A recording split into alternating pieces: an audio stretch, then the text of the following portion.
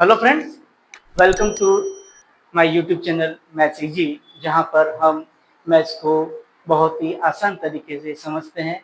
Maths के हर concept को बहुत इजी तरीके से समझने की कोशिश करते हैं।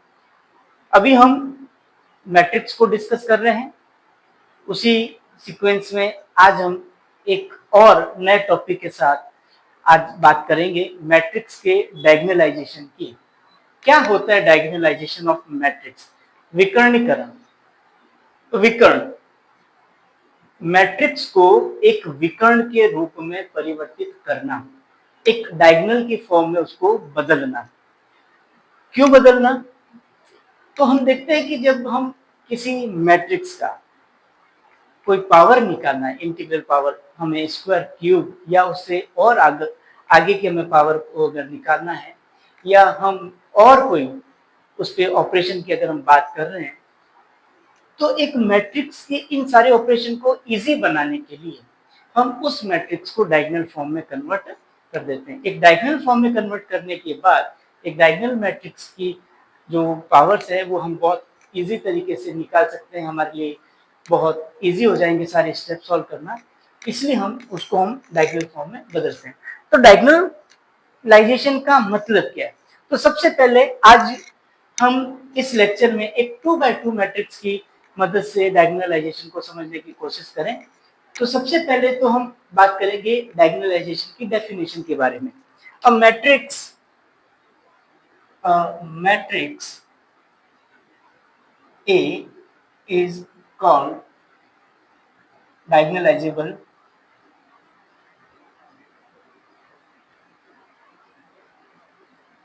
if there exists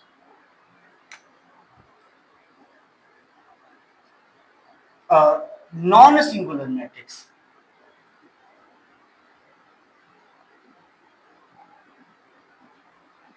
P such that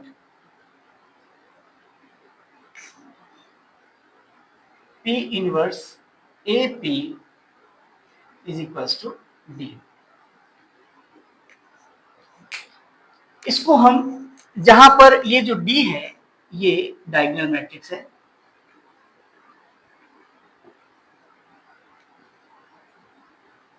ये डायगोनल मैट्रिक्स है। तो अगर हमें एक P ऐसी मैट्रिक्स मिल जाए जिसके लिए अगर हम ये ऑपरेशन परफॉर्म करें, तो हम देखेंगे कि हमारी मैट्रिक्स जो है वो ए मैट्रिक्स इस तरह से कन्वर्ट हो जाती है। अब हम देखते हैं कि यहाँ पे इस रिलेशन को मैं सिंप्लीफाई करके इस तरह से भी बना सकता हूँ, A is equal to P D P inverse. दोनों तरफ हमने राइट हैंड साइड में हमने पी इनवर्स का और लेफ्ट हैंड साइड के अंदर हमने पी का दोनों तरफ मल्टीप्लाई किया, तो हमारा ये रिलेशन इस तरह से बन गया। इसको हम डायगोनल मैट्रिक्स बोलते हैं। अब हम देखेंगे कि हमारी जो डायगोनल मैट्रिक्स बनती है, इसके डायगोनल में जो एलिमेंट्स होते हैं वो कौन से एलिमेंट्स होते हैं। चलिए एक एक करके हम सभी चीजों को यहाँ पर समझेंगे। एक एग्जाम्पल के साथ हम बात करेंगे। एग्जाम्पल हमने 2x2 मैट्रिक्स का लिया है, तो सबसे पहले हम बात करेंगे किसकी, a माइनस लेमडा आई। इसको हम बोलते हैं अभिलाक्षणिक आव्यूह, कैरेक्टरिस्टिक मैट्रिक्स। तो कैरेक्टरिस्टिक मैट्रिक्स हम बना लेते हैं a माइनस, ये हमने इसका कैरेक्टरिस्टिक मैट्रिक्स बना लिया। चलिए अब हम इसका कैरेक्टरिस्टिक इक्वेशन भी बना लेते हैं। कैरेक्टरिस्टिक इक्वेशन कैसे बनाएंगे, मल्टीप्लाई कर दीजिए 6, यहाँ से माइनस कॉमन ले लें और 6 प्लस लेमडा और ये माइनस माइनस का प्लस 8 बन जाएगा। सिंप्लीफाई करेंगे तो ये हो जाएगा आपके पास में 18 minus 6 lambda plus 3 lambda minus lambda square plus 8। इसको सिंप्लीफाई करेंगे हम तो ये आ जाएगा लेमडा स्क्वायर माइनस का 3, बाहर माइनस से प्लस बन जाएगा, माइनस 18 प्लस 8 माइनस 10। और जब हम इसको 0 के बराबर करेंगे तो ये हमारा lambda square plus 3 lambda minus 10 is equal to 0। ये हमारा कैरेक्टरिस्टिक मैट्रिक्स बनकर तैयार है। क्वेश्चन का एक स्टेप तक हम पहुंचे हैं, हमने कैरेक्टरिस्टिक मैट्रिक्स बनाई। नेक्स्ट स्टेप हम बात करेंगे इसके आइगन वैल्यूज की। आइगन वैल्यूज कैसे निकालेंगे? इसके आइगन वैल्यूज निकालने के लिए हम इसको सिंप्लीफाई करेंगे। तो इसके आइगन वैल्यूज कैसे निकलेंगे? या तो हम इसके फैक्टर्स करें या हम डायरेक्ट निकाल सकते हैं minus b plus minus under root b square minus 4ac upon 4ac upon 2। ये बन गया -3 प्लस माइनस 49, ये बन जाएगा 7/2।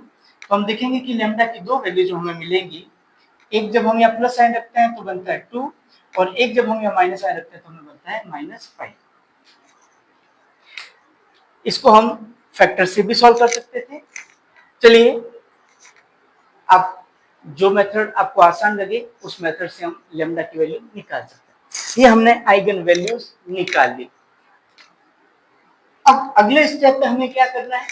हमें इन आइगन वैल्यूज के करस्पोंडेंस इनके आइगन वेक्टर्स निकालने। यहाँ एक बात जो मैं पहले डिस्कस कर लेता हूं कि जब हम किसी मैट्रिक्स के डायगोनल की बात करते हैं तो जनरली आप देखेंगे कि ये रूट्स जो है, आइगन वैल्यूज जो है वो डिस्टिंक्ट होती है, लेकिन इंडिपेंडेंट होनी चाहिए। इंडिपेंडेंट वैल्यूज पे हम बात करते हैं। चलिए, late x x1 y1 be eigenvector correspondence to lambda is equals to 2। Lambda की फर्स्ट वैल्यू की करस्पोंडेंस हम first eigen vector x1 y1 मान लेते हैं। तो हमें पता है कि जब हम a minus 2 i into x करेंगे तो ये 0 बनेगा। यहाँ लैम्डा की वैल्यू हमने 2 रख दी, तो जब हम यहाँ वैल्यू 2 रखेंगे तो ये बन जाएगा 1 माइनस 4 2, और यहाँ पर जब हम 2 रखेंगे तो ये बन जाएगा -8। x1 y1 बराबर 0 0। अब यहाँ से हम देखते हैं कि एक ही इक्वेशन बन रही है, यहाँ से 2 कॉमन लेंगे तो सेम इक्वेशन बन रही है। तो x1 इज इक्वल यहाँ x1 minus 4 y1 is equal to 0। हम ये कह सकते हैं कि x1 बराबर 4 y1। अगर y1 को मैं k ले लो तो x1 की वैल्यू 4k बन जाएगी। तो हमारा फर्स्ट जो वेक्टर आएगा वो 4 1 बनेगा। ये हमारा फर्स्ट जो है आइगन वेक्टर बन गया। चलिए, इसी तरीके से let y is equal to x2 y2 be eigen vector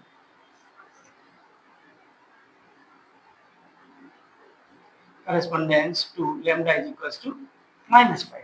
lambda की दूसरी वैल्यू -5 की करस्पोंडेंस हम बात करेंगे। तो यहाँ पर हमारा a plus 5i into x बराबर ये बन जाएगा यहाँ y। लैम्डा की वैल्यू -5 रख दिया।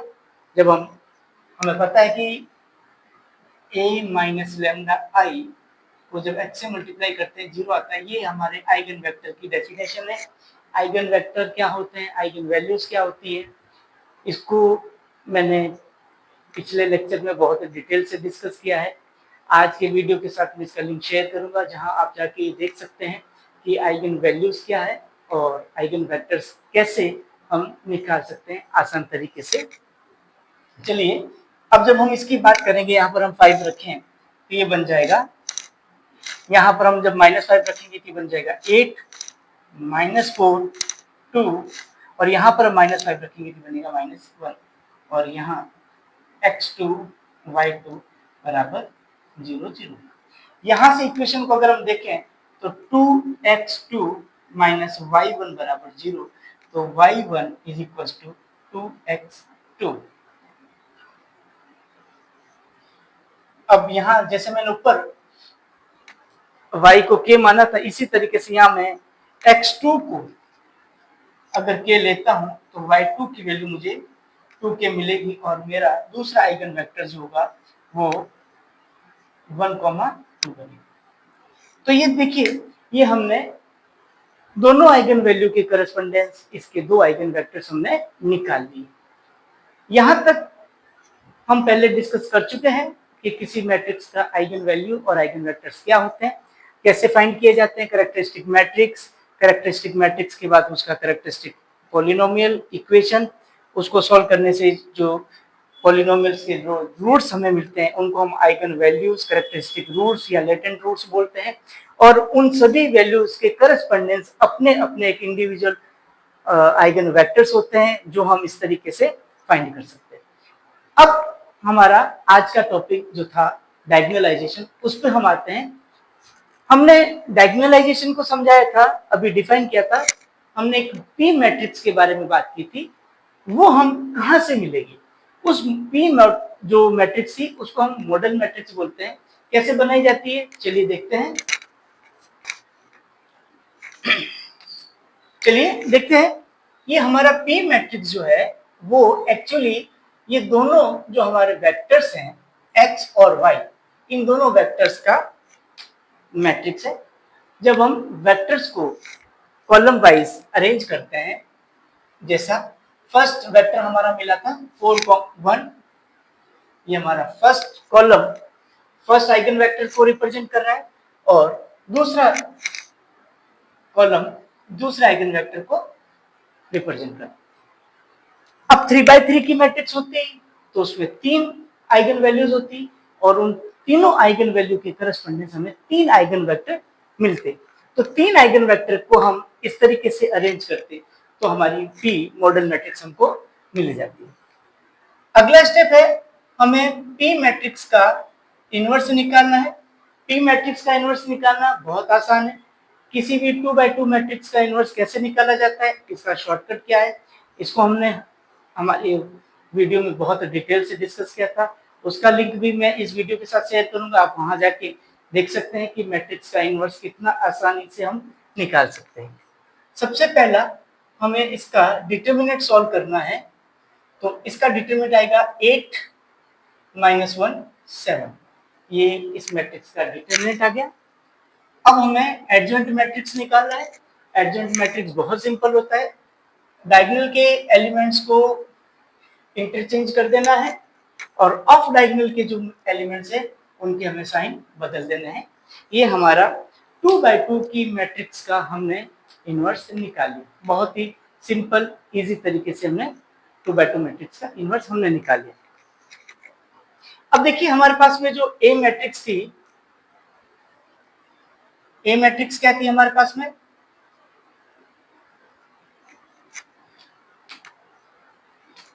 यहां से हम ए मैट्रिक्स की बात करेंगे 3, 2, -6, -4।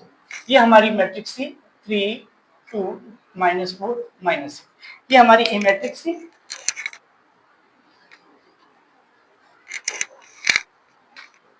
अब हमें सबसे पहले क्या करना है, हमने डायगोनल मैट्रिक्स को डिफाइन किया था D = P इनवर्स AP से। तो इसका मतलब हमें पहले ए और पी मैट्रिक्स का मल्टीप्लाई करना है।